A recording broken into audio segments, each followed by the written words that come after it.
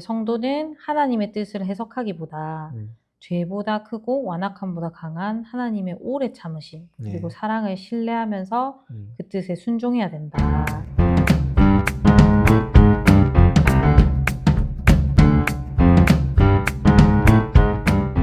네, 여러분 반갑습니다. 오늘의 설교 이건 꼭 기억하자. 오설기 시간이 돌아왔습니다.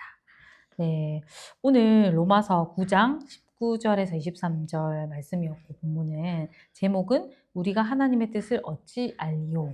라는 제목이었어요. 그래서 오늘 본문에는 사실 그 유명한 토기장이 비유가 나오거든요. 이렇게 토기장이 하면은 이제 하나님이 토기장이로 비유가 되고 그죠? 네. 그리고 우리가 토기 빚어지는 그릇 이렇게 이제 비유가 되는데 사실은 이제 바울이 그 비유를 통해서 우리한테 알려주는 바가 있는 것 같아요. 오늘 사실 설교를 엄청 저도 오랜만에 열심히 이렇게 필기하면서 들으면서 되게 은혜를 많이 받았거든요. 몇 가지 이제 질문이 있는데 첫 번째는 이게 설교에도 나오는 말이긴 한데 이제 우리는 하나님이 선택하셨으니까 하나님이 다 책임지셔야 된다. 이런 생각을 사실은 많이 가지고 살아간다. 이렇게 목사님이 말씀하셨거든요. 근데 사실은 이 생각이 어떻게 보면 좀 많은 안 믿는 사람들이 심지어 또 믿는 사람들조차도 그런 생각을 많이 하는데 근데 왜 이 생각이 잘못됐을까요? 이 문제의 핵심은요. 그러니까 하나님을 도덕적 판단자로만 이해하고 하나님의 주권을 인정하지 않는 인간의 태도에 포함되어 있거든요. 하나님이 궁일이 여기는 자와 하나님이 완악하게 하는 자를 이미 결정해 놓았다 했잖아요. 하나님이 다 결정해 놓고 그에 대한 책임을 인간이 짓느냐 하는 겁니다.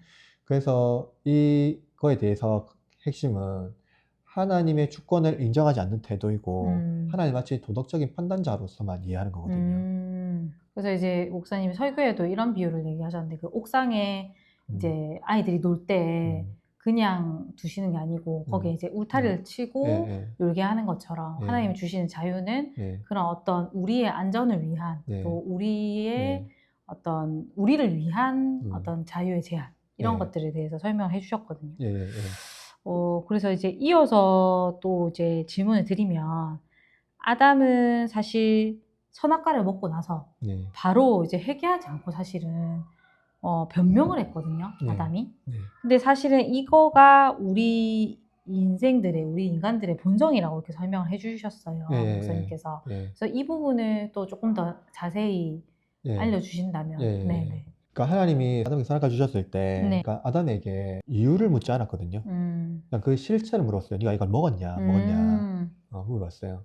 네가 먹지 말라 한 이 선악과 나무의 실과 나무를 먹었냐? 물어봤어요. 근데 아담이 그때 우리가 기대했어야 하는 행동은 회개였거든요. 잘못했습니다. 하나 먹었습니다. 하나님 말씀 인정하고 인정했습니다. 회개하고. 근데 변명을 했어요. 바로 하나님 그 변명 자체도 하나님께서 나에게 주신 이렇게 말했거든요.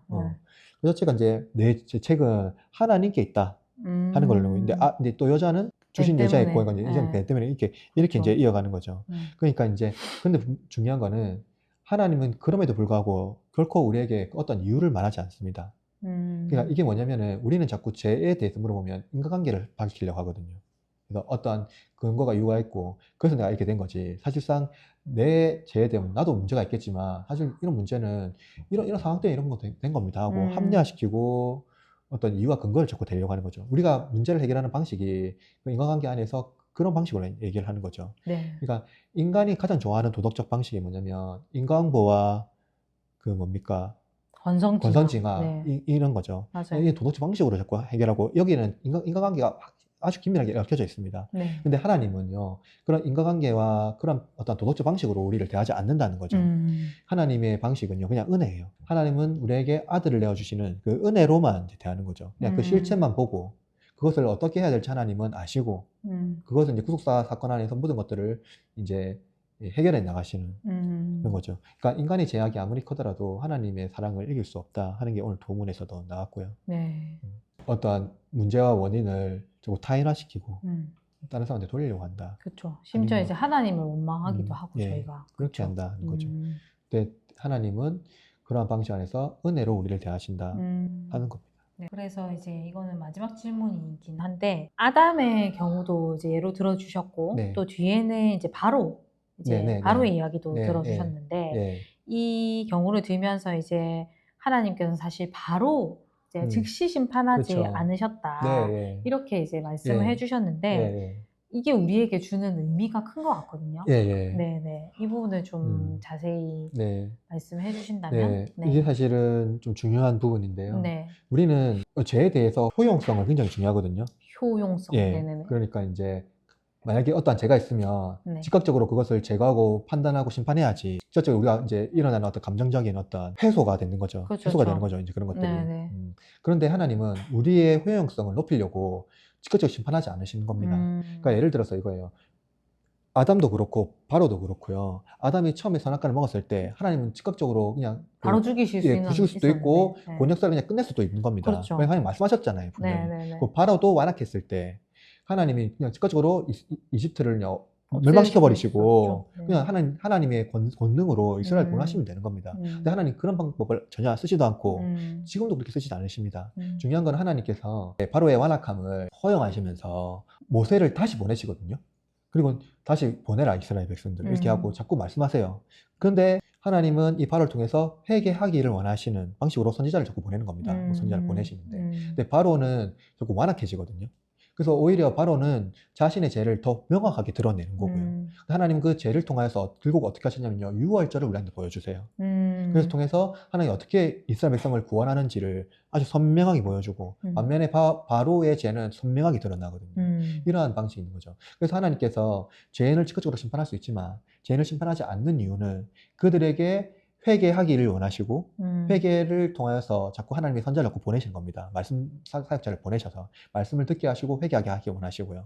그런데도 불구하고 그들이 회개하지 아니하고 남는 거는 그들의 죄가 얼마나 큰지를 분명히 보여주고 그럼에도 불구하고 그걸 통해서 하나님의 구원 역사가 어떻게 일어나는지를 보여주는 거죠. 그게 어떻게 일어났냐면 오늘 본문에서는 바로 유대인들, 예수 그리스도를 배척하고 끝까지 예수 그리스도를 신하지 아니하는 유대인들을 통해서 예수 그리스도께서 십자가에서 돌아가심으로써 하나님의 그 무한한 그 은혜와 사랑이 어떻게 이제 아주 극명히 보여주고 그것을 통해서 예수 그리스도를 못 받게 한 정말로 그 무도한 인간의 어떤 죄악성들을 과감 없이 보여주는 거죠. 그럼에도 불구하고 하나님은 지금까지도 아직도 유보하고 계시거든요, 심판을. 네. 예. 왜냐면은 하나님은 베드로후서도 말하는데 하나님의 인내하심은 그 우리가 회개하여 구원 얻기를 원하시는 하나님의 그 자비로우심이거든요. 그리고 오늘 본문에도 나와 있지만 진노의 그릇, 그러니까 준비된 진노의 그릇이라고 하는데 사실 그건 우리가 이 오묘한 하나님의 섭리를 알 수가 없습니다. 하나님이 준비하신 거거든요. 그러니까 하나님의 영광과 하나님의 극치를 보여주실 준비하신 건데 알 수가 없어요. 하나님께서 어떻게 준비하셔서 그걸 하셨는지. 다만 우리가 알 수 있는 것은 그 하나님의 뜻과 하나님의 방법을 해석하는 것이 아니라 하나님의 선하심을 의존하고 그 선하심 가운데 우리 가운데 일어나는 그 은혜의 역사, 구원의 역사를 우리가 믿음으로 나가는 거죠. 그러니까 우리가 죄가 아무리 커더라도 하나님의 사랑보다 클 수는 없습니다. 그것이 이제 오늘 본문 그리고 이제 이 장엄한 하나님의 역사 안에서 이제 드러나는 어떤 방법이거든요. 네, 그래서 이제 오늘 그 설교 말미에 이렇게 이제 목사님 말씀하셨거든요.